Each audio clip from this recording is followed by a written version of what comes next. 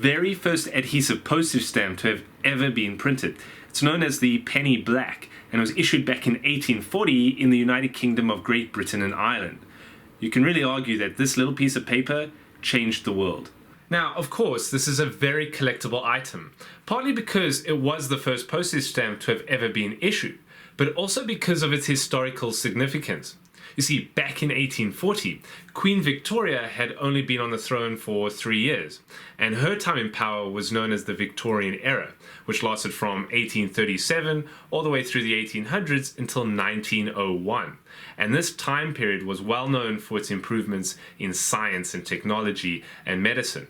And one of the first improvements was the postal system. Going back before 1840 in the UK and much of the world, the postal system was something that was very inefficient and costly.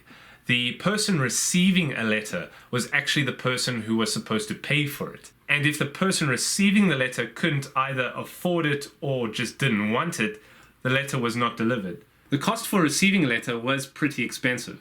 It was based on the distance that the letter traveled, as well as how much paper was involved. And this therefore made it unaffordable for most of the people in the UK to receive letters. Also, think about it. Postal workers would have to carry cash on them as well as take part in somewhat complicated cash transactions, which wasn't a good use of their time. So in walks Sir Rowland Hill, and he proposes an idea to prepay for letters sent by the sender instead of the receiver, and at a flat rate of just 1 penny to anywhere in the UK. Now, how do you prove that letters were already paid for? Well, that's where Rowland's idea of the penny black comes into play. The idea being that you would purchase a stamp and place it on the letter for proof of payment. It wasn't just the penny black, actually. It was also the 2p blue. Now, the penny black was issued May 1st of 1840, and just a few days later, May 6th, the 2p blue or 2p blue was issued. It's just the exact same stamp with a higher value, and it's in blue. Now, let's just talk about the design of the penny black and the 2p blue for a second. Of course, they both have the image of Queen Victoria's head, and there was actually a competition where 2,700 entries were submitted for the design of this first stamp, none of which were actually chosen, but it's said that one of the entries had a picture of the Queen's head on it, and this actually inspired the design for the penny black. Now, because the image was of such good quality, this was intentional to prevent fraud or somebody from actually being able to replicate the penny black. Also, to prevent fraud are 2 letters at the bottom of the stamp. And you can see in this case we have an S on the left and an H on the right. Now, the idea being that this represented where on the sheet a stamp was printed. Sheets had 240 stamps on them, and the columns and rows were each labeled with a letter. So it would be the row letter to the left and the column letter to the right. Now, the way this was supposed to work is that if somebody was going to replicate a penny black, they were probably going to just use the same letters over and over again. And therefore, if a postal worker starts noticing a lot of HLs coming through the system, then they can guess there's probably somebody fraudulently creating these penny blacks somewhere. What's interesting about the design of these stamps is that they haven't really changed much for the United Kingdom since 1840. There's always some presence of the monarch's head on the stamp, especially the definitives. But you'll also notice that the United Kingdom never lists its name on the stamp. It's the only country that doesn't do this, because a silhouette or an image of the monarch's head is enough to know where it's from. Oh, the reason why I have a scissors is because I have to individually cut each of these stamps out of the sheet. That was the case back in 1840. No perforation existed. But it is also a reason why the penny black can differ so much in value as a collection item today. Ones with 4 very clear margins will go for a higher value, whereas the ones that have no margins that were poorly cut out actually go for a much lesser value on the market today.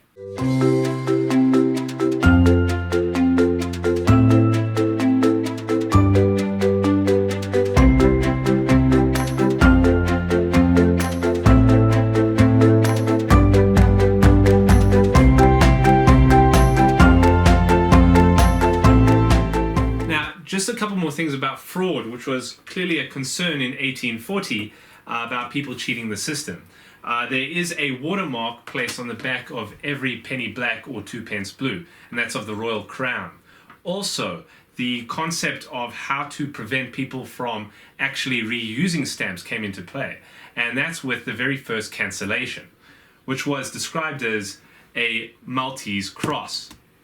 Now, the Maltese Cross worked very well on the 2p blue, being that it's black on blue, but it didn't work too well with the penny black. It was black ink on a black stamp. So they tried to use red ink instead, which worked a little bit better, but still was an issue because people were able to wash the red ink off and actually reuse the stamp. Now you can actually see on these two real penny blacks the red cancellation ink. It's not that visible compared to the 2p blue, which has a very visible Maltese Cross. Now this actually brought about the demise of the penny black. It was only issued for 9 months before they decided to issue it in a different color altogether. And that's where this one comes in, which is the penny red. And you can see that the Maltese Cross stands out very clearly in it. Oh, and another quick note is that the 2p blue also got a bit of a refresh at the same time as the penny black.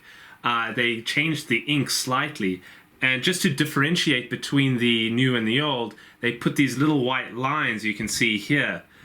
Now this actually brings up the rarity of the stamps. There were actually 68 million penny blacks that were printed, and a lot of them survived because they were stuck onto letters, but the letters ended up opening up and being the mail itself. So a lot of like law firms or businesses filed the letter away that just happened to have the penny black on it. The 2p blue, the one without the white lines that was original for 1840, there's very few of them around. They were less used than the penny black. The 2p blue, however, with the white lines after 1840, as well as the penny reds, they're in abundance. You can get them anywhere, as they were printed all the way through the 1870s. Now, how do you determine the value of a penny black? Well, it's based on a few factors, mostly being the quality of the stamp. Is it damaged, torn, or creased in any way? The margins. Are all 4 margins present, which will make it more valuable than a stamp that doesn't have any margins? Also, the quality of the Maltese Cross. And some philatelists or stamp collectors go to a great deal of effort to identify what plate the stamp was printed from. Some plates were rarer than others. Now, going back to the historical significance of the stamp. Before the penny black came out in 1840, the UK recorded 82 million items sent in 1839.